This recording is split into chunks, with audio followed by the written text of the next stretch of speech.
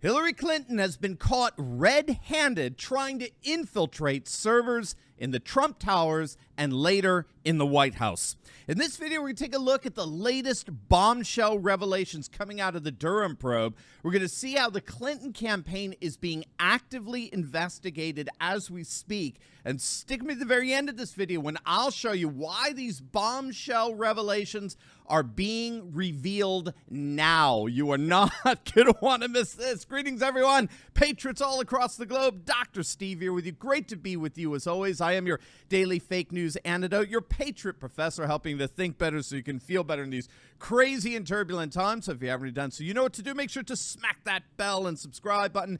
Before we begin, I am so excited to announce that thousands of rhinos have been reported through our brand new website, reportarhino.com. I cannot thank you enough for your positive feedback and to hear how excited you were for this new site.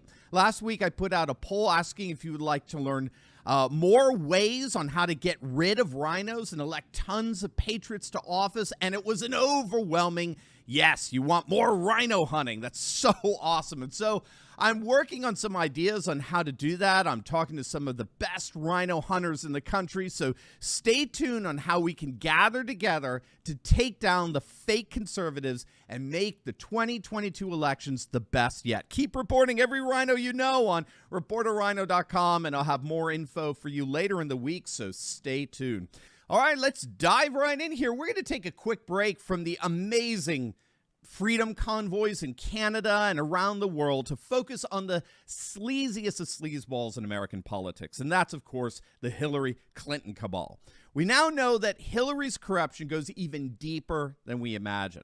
As you may have heard over the weekend, the Durham investigation late last week submitted a court filing that alleged that the Clinton campaign did indeed pay a technology company to infiltrate servers belonging to Trump Tower and later the White House for the express purpose of linking Trump to Russia. Astonishingly, only Fox News in the States is reporting this. The story's been blacked out in every other major media outlet, even though it's a bombshell story. I mean, this makes Watergate look like a fraternity prank by comparison, so we're relying on Fox and the British media, God bless them, for the details here. But the gist of what's going on here is this, and actually reported on something like this a few months back in December of last year, that another court filing revealed that the Durham probe was indeed investigating Hillary Clinton back then. So in many respects, this is part two to that. But what this court filing is all about is a concern that there's a conflict of interest in the representation of one of Clinton's cronies who has been indicted, and that's Clinton's operative, Michael Sussman. Sussman was one of Clinton's attorneys who helped to arrange the financial transaction between the Clinton campaign and that Steele dossier that had all those salacious and fabricated details about Trump in one of his past visits to Russia that Putin was supposedly using as blackmail against Trump. So Sussman was the middleman, as it were, between the Steele dossier and its financing, its payment by the Clinton campaign. So he was indicted in September of last year. But it turns out that Sussman apparently did a lot more than that. Apparently, Sussman met with tech executives where they discussed infiltrating servers in Trump Towers and then later in the White House in order to try to pin Trump to Russia. According to the former director of national intelligence, John Ratcliffe, who's been meeting with special counsel John Durham, the original purpose of the Russia collusion hoax was a deliberate attempt by Hillary Clinton to distract the public's attention away from her email scandal that was absolutely rocking her campaign. So it was a clear wag the dog attempt, right? I would argue very similar to what Sleepy Joe is attempting to do with Russia and Ukraine right now. Russia's a wag the dog attempt at distracting us from bumbling Biden's failures at literally every level of society. And then after Clinton lost in 2016, the Russian hoax became a way of delegitimizing Trump's presidency, a hoax that the mainstream media all too gleefully signed on to. But now with this latest bombshell, we're seeing just how far the Clinton campaign was willing to go to bring down Trump. They were even willing to pay a tech company to hack into the computers in Trump Tower. And then, of course, and this is the treasonous part, the White House computers. So for his part, President Trump released an official statement in response to the findings, saying that the latest court filing provides, quote, indisputable evidence that my campaign and presidency were spied on by operatives paid by the Hillary Clinton campaign. This is a scandal far greater in scope and magnitude than Watergate, and those who were involved in and knew about the spying operation should be subject to criminal prosecution. In a stronger period of time in our country, this crime would have been punishable by death. In other words, hacking into the White House servers for the express purpose of trying to bring down a duly elected president is a treasonous offense. Again, this is why this makes Watergate look like basically a high school prank by comparison. Now, I mentioned that this is not the first time that Durham indicated that Hillary Clinton was being actively investigated. Back in December, there was a similar conflict of interest filing submitted by the Durham probe.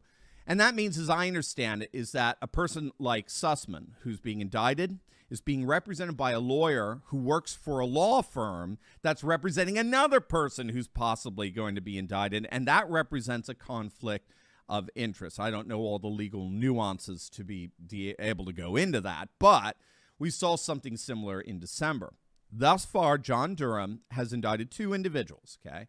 We have one indictment from the side of the person who fabricated the dossier, and that's this Russian expat Igor Danchenko, and one indictment from the side that helped to finance the dossier, and that's the Clinton operative Michael Sussman. Back in December, after Danchenko, the guy who fabricated the dossier, was indicted, Danchenko got a new lawyer, and his two other lawyers, for whatever reason, dropped out. But he got a new lawyer by the name of Stuart Sears. Now, according to Durham's filing back then in December, the law firm that Danchenko's lawyer belongs to, that law firm, according to this filing, quote, in addition to the representation of the defendant, a separate lawyer at the same firm is currently representing the 2016 Hillary for America presidential campaign, in other words, the Clinton campaign, as well as multiple former employees of that campaign in matters before the special counsel. Did you catch that? According to this, it's subtle, but it's amazing. According to this filing, the Clinton campaign and its employees are currently subject to matters before the special counsel. That was back in December. That filing made it absolutely clear that the Hillary Clinton and her surrogates, they were being investigated in some way, shape, or form by John Durham. It says it right there in the filings.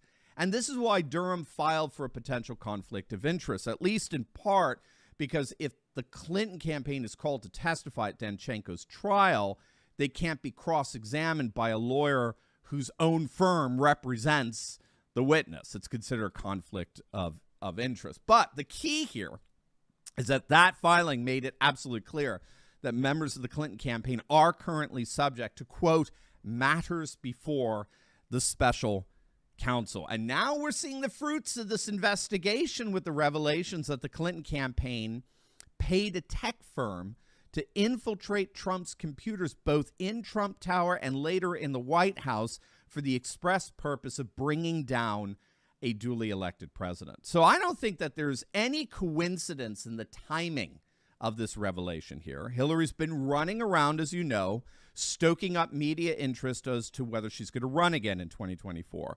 And I think this is a very clear message from the establishment, whether Republican or Democrat, for her to take a hike. The days of the Clintons are over, and the establishment is firing a clear shot across the bow that Hillary had better ride off into the sunset and throw away any ridiculous presidential ambitions. At least that seems to me to be the most plausible explanation at this point. We'll see, because if that's the case, then I don't think Hillary will be indicted. If she plays ball, as she walks off into the sunset like a good little girl, the deep state will leave her alone.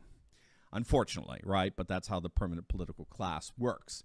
But if she keeps pushing this 2024 comeback nonsense, all bets are off. So we'll certainly keep an eye on how things develop here. But there is no question at this point, the Clinton cronies are indeed one of the most corrupt forces we've seen in modern politics. And these revelations are just going to further exacerbate the divide between the people and the swampiness of the permanent political class.